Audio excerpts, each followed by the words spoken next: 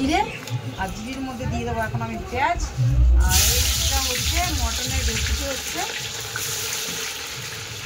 5 kilo mutton রান্না করবো, তার জন্য পরিমাণ মতো পেঁয়াজ দিয়ে দিলাম। 5 কিলো মটন রান্না হবে আজকে? 5 কিলো মটন হবে। মশলাগুলো হাতের সামনে নিয়ে আসি। তো দেখো পেঁয়াজটা হালকা ভাজা ভাজা হয়ে গেছে। এবার এর মধ্যে দিয়ে দেবো আমি একে একে মশলা। 3 দিন ধরে মটনের ভিডিও করছি, তা হচ্ছে না। আজকে দেখি কতটা করতে পারি। তো এই আদা দিয়ে দিচ্ছি, আদা বাটা।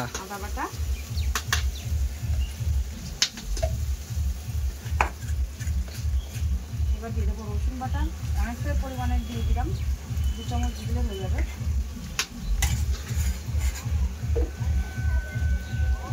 এবার দেবো রসুন, এই লঙ্কা বাটা 3 চামচ, 4, 5 কিলোতে 5 চামচ। দেখো কালিদি থালা নিয়ে চলে এসছে। দেখো কালিদি থালা নিয়ে চলে এসছে, রুটি, একটা রুটি নিয়ে থালা নিয়ে চলে এসছে। আর এদিকে মিষ্টি দিই। আমি এবার মশলাগুলো দিয়ে দিয়েছি। এবার আমি দিয়ে দেবো লবণ,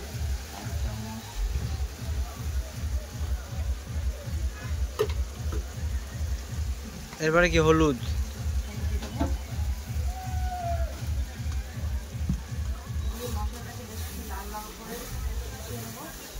মিষ্টিদির হাতে লাল লাল ঝালঝাল মটন কষা। দেখে খেতে চাও চলে আসো চাঁদপাড়াতে।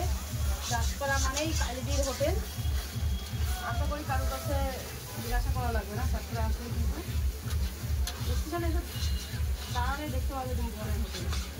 আর দেখতে পাচ্ছ মানুষগুলো কোন দিকে যাচ্ছে তো দেখিয়ে দাও, যে 2 নম্বরের থেকে যদি সামনের দিকে এগোতে যায়।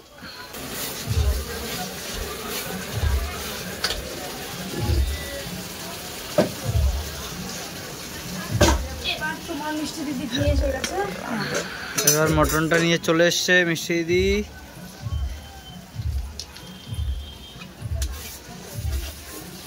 অনেকে দেখে দেখে যাচ্ছে, কেউ হাসতে হাসতে যাচ্ছে, কেউ সেটাই বলছি যে অনেকে দেখতে দেখতে যাচ্ছে, কেউ হাসতে হাসতে যাচ্ছে, কেউ দুটো কথা বলতে যাচ্ছে।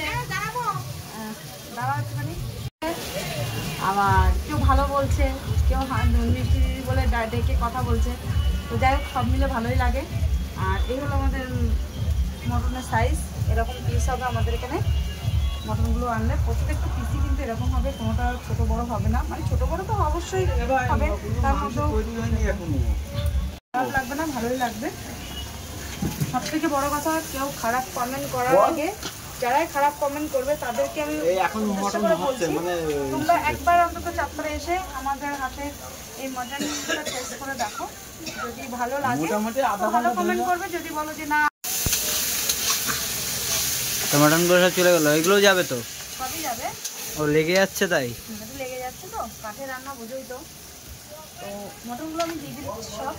আর সবাইকে যেটা বলতে যাচ্ছিলাম যে অনেকেই খারাপ ভালো কমেন্ট তোমরা করো, যাদের ভালো কমেন্ট করো তাদেরকে অসংখ্য ধন্যবাদ।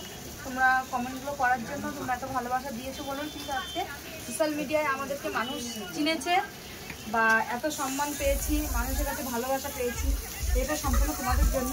আর যারা খারাপ কমেন্ট করো তারা অসংখ্য ধন্যবাদ তাদেরকেও, কারণ তোমরা খারাপ করো ভালো করো তারা কিন্তু খুবই ভিডিওটা দেখো, দেখেই কিন্তু কমেন্টগুলো করো। তো তাদেরকে একটা কথা আমি বলবো, যারা খারাপ কমেন্ট করো যে নিশ্চিত তোমার ব্যবহার ভালো না, বা তোমাদের এখানে রান্না ভালো না, বা নোংরা পরিবেশ, এরকম যে যাই বলো না কেন তাদের উদ্দেশ্যে একটাই কথা, একবার প্লিজ চাঁদপাড়া এসে দেখো। আজকে তোমাকে আমি চিনি না, তোমাকে আমি জানি না, তোমার নামে আমার একটা খারাপ কথা বলবো, সেটা কি তুমি মেনে নেবে না। তা আমি বলবো তুমি আসো, এসে আমাদের হাতের রান্নাটা খেয়ে দেখো, আমাদের দোকানে আমাদের ব্যবহারটা, আমাদের খাবারের কোয়ালিটিটা দেখে খেয়ে বুঝে তারপরে কমেন্ট করো। তখন না বলবে নিশ্চিত গেছিলাম ওই তো খাবার দিয়েছো, তখন বলো মাথা পেতে নেবো। তার আগে কেউ খারাপ কমেন্ট করবে না। মানুষকে উৎসাহ দাও যত মানুষ ওপরে উঠতে পারে। মানুষ কী করে খাচ্ছে, আমরা তো করে খাচ্ছি, আমাদেরও কিন্তু অনেক কষ্ট হয়। গরমের সময় উনুনের ধারে দাঁড়িয়ে এত রান্না করা, ঠিক আছে, আমাদেরও কিন্তু কষ্ট হয়ে যায়। কিন্তু এই কষ্টটার দাম তো তোমরা দিতে পারো না। একটা ভালো কমেন্ট করো, তাতে শুনলেও ভালো লাগে যে না কষ্টটা হচ্ছে, ওরা একটা ভালো কমেন্ট করেছে। যদি কষ্ট হচ্ছে না উনুনের ধারে, এইসব কমেন্ট কেউ পড়বে না, আমাদের কষ্টটা কারো চোখে পড়ে না। শুধু চোখে পড়লো আমি কি বলছি, আমি কি করছি, আমি কি ড্রেস করছি, আমি ইনস্টাগ্রামে কি ভিডিও বানাচ্ছি, সেসব নিয়ে মাথা পাচ্ছি। সারাদিন কষ্টের মধ্যে দিয়ে যদি আমি একটু ভিডিও বানাই তাতে মানুষের অসুবিধা, তো সেটা কোনো ব্যাপার না। আমার জায়গায় এসে একটু দাঁড়িয়ে দেখো, যারা ফুটো কথা বলো যেসব মানুষরা, তাদেরকে বলবো একটু এই জায়গাটা এসে একটু দাঁড়িয়ে দেখো। এখানে একটা গ্যাস জ্বলছে, এখানে উনুন জ্বলছে, এখানে একটা গ্যাস জ্বলছে, এইখানে দাঁড়িয়ে রান্না করা যে কতটা চাপ, তোমরা একবার এসে দেখো। মটনটা দেখো অনেকটা কষা। কতক্ষণ ধরে কষা হবে মটনটা? মটনটা কষানো হবে আধা ঘন্টা ধরে আমি নলেজ সেভাবে কষাবো, আর এইভাবে কাঠের জালে কষাবো। কালারটা দেখো দারুণ এসছে।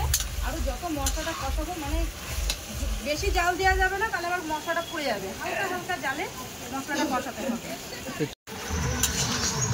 তো মটন কি কষানো হয়ে গেছে নাকি? কষানো হয়ে গেছে, এবার আমি এই চর্বিগুলো দিয়ে আবার কষাবে? হ্যাঁ, 5 মিনিট কষাবো, তারপরে জল দেবো। দেখো তোমাদের মিষ্টিদের এক্সট্রা ভালোবাসা। আমার এক্সট্রা ভালোবাসা আছে, এক্সট্রা ভালোবাসা অল্প হয়ে গেছে। ওই জন্য আজকে অল্প কেন? ও তাই তো, সরি, অল্প কেন? অল্প দিয়েছি, আমি কি করব, না থাকলে কি করবে? ভয় দিবি, বেশি করে দাও, নাহলে কিন্তু ভাইরাল করে দেবো। তা তো ওদেরই ভালো, ভাইরাল হলে তো ওদের ভালো।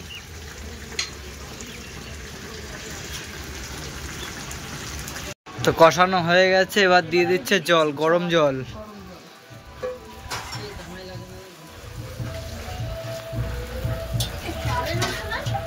এবার গরম জল দিয়ে দিচ্ছে মিষ্টি দিদি।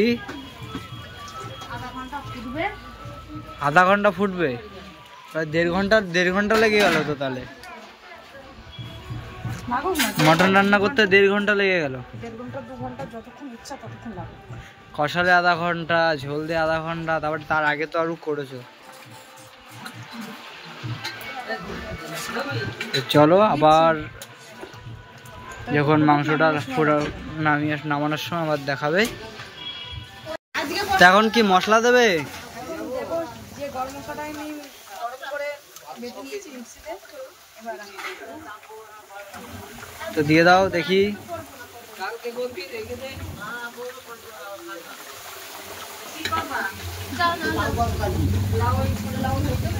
আর কতক্ষণ লাগবে? এবার নামিয়ে দেবো। আচ্ছা, দেওয়া মশলাটা দেওয়া হয়েছে, এবার লাগিয়ে দেবে, তাই তো? তো দেখাও দেখি রান্নার পরে কেমন লাগছে, একটা পিস দেখাও।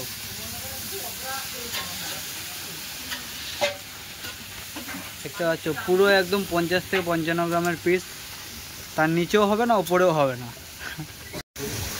তো চলো মিষ্টি দিয়ে আবার লাভিয়ে দিচ্ছে মটনটা।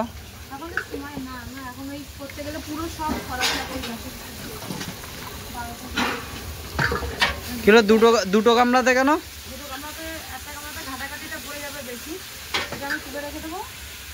আচ্ছা, মানে প্রথমে একটা গামলা ইউজ হবে, তারপর আরেকটা গামলা, তাই তো?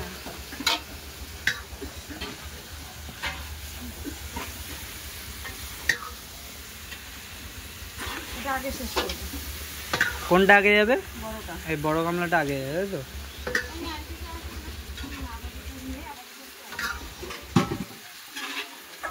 আর 5 কিলো মটন দুটো গামলাতে একদম সমান সমান করে দিয়ে দিয়েছে। সবগুলো একসাথে রাখলে ঘাটাঘাটিটা করবে বেশ। এখন গরমের সময় তো, গরমের সময় আর ঠান্ডার সময় বড় কথা না, আমরা তো আলাদাই রাখি, কারণ ঘাটাঘাটিটা পছন্দ করি না। এটা আগে শেষ করবো অল্প অল্প, তারপরে চিকেনটাও তাই করি, আলাদা করে রেখে দিই। দেখো কালারটা দেখো,